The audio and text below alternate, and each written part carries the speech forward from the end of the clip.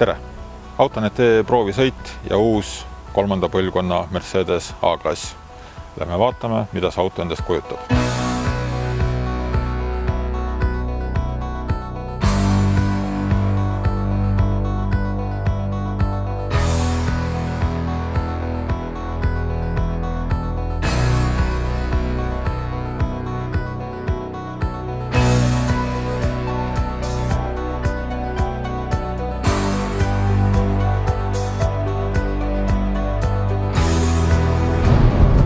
Mudeli uue põlvkonna turule toomisel öeldakse tavaliselt, et tegu on väga tähtsa sündmusega ja suure sammuga edasi. Tihtipeale see on nii, kuid tihti on tegu ka lihtsalt sihukese turundusliku bla-bla-blaga, mille sugust me igas kaubanduskeskuses iga päev kuuleme ja millega meil hajusid pestakse. Uue A-klassi puhul vastab öeldu tegelikult ka reaalsusele. 1997. ja 2004. aastal valminud esimene ja teine põlvkond erinevad sellest 3. põlvkonnast nagu päev ja öö. Esimesed 2 põlvkonda kannatasid tegelikult tugevalt elektrifitseerimise käes. Kuna Mercedesel oli mõte teha neist ka elektriliselt liikuvad versioonid ja kogu auto arhitektuur valmistati ette kandma põhja all suuri akude blokke. Paraku aga piisava töökindlusega akusid ei suudetudki valmis leiutada ja nüüd 3. põlvkonna puhul on sellest üldse loobutud ja auto on muutunud tavaliseks luukpäraks. Aga tuleb nentida, et koos kasutust loobumisega on A-klass muutunud ka ääretult sõidetavaks autoks. Rääkimaks disainist peaksime tagasi pöörduma eelmisesse aastasse, kui turule toodi uus B-klass.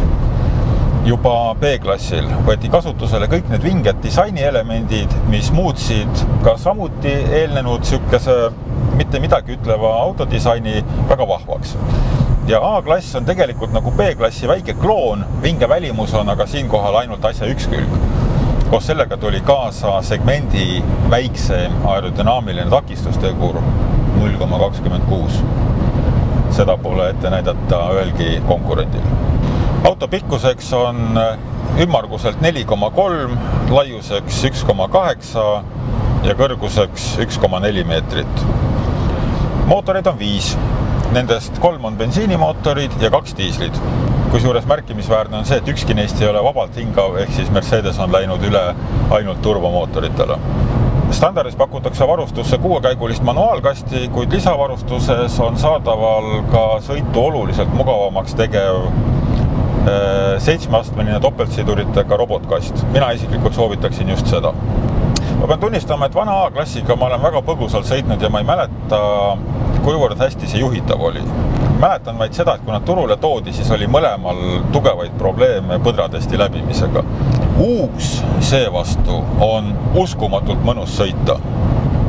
Auto püsib kuidagi erakordselt hästi maa küljes kinni, nii kui rooli kuskile veidikenegi keerad, sinna ta läheb. Suureks probleemiks ei ole ka mõõdukalt rööpasse sõidetud teed.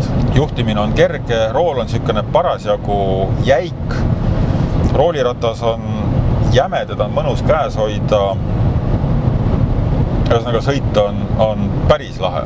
Seda sama autot sai aasta auto valimise raames katsetatud ka Audru ringrajal ja samuti, kuigi ta ei ole ju tegelikult üldse ringraja auto, siis jätkub ainult kiidusõnu, ei ole mitte midagi öelda. Mis aga teeb see erakordselt isuäratavaks on hinnapoliitika. Nimelt kõige odavama A-klassi saab kätte 22 000 euroga. Baasversiooni hinnad on juba sellised, mis muudavad A-klassi konkurendiks kas või näiteks Volkswagen Golfile. Ehk siis arvestades välimust, arvestades sõiduomadusi ja arvestades kvaliteeti, mina ütleksin siis küll, et pigem juba A-klass. Niisiis 3. põlvkonna Mercedes A-klass. Väga huvitav, ilus, sõidetav ja mis peamine, odav auto. Aga meie kohtume teiega järgmises saates, seniks nägemist.